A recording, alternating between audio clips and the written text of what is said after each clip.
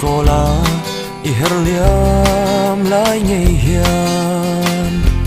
ka sui lung len hi liam pui ve te che chor kha pui an len na so va en na thin la ya ka ve va shil ro aron clear che sin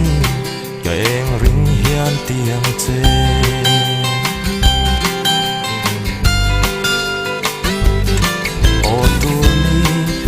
cô la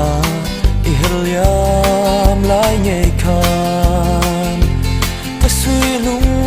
len hi liam pui ve ta che chor kha pui an len na so va en na thin la ya ka ve va khil ro aron thil che sin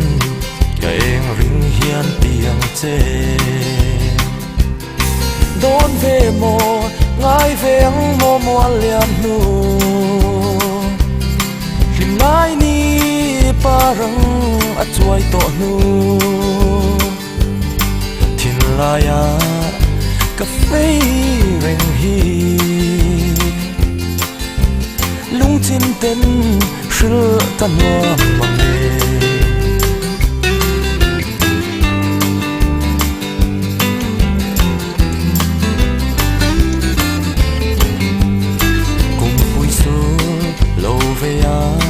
darang ton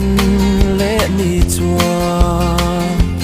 cà phê ber chi bay ka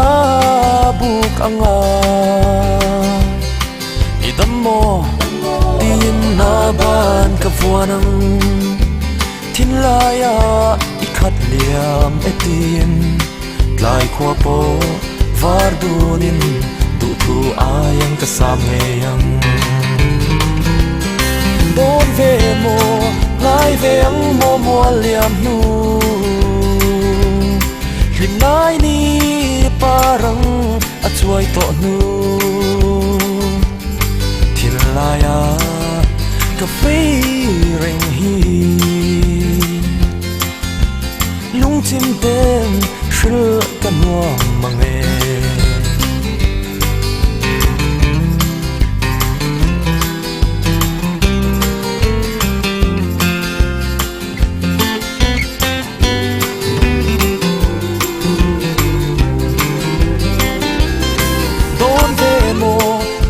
về ang mồ mùa liam nu lim lai ni parang a chuai to nu thin la ya cà phê reng hi lung chim ten shil kan nuam mang e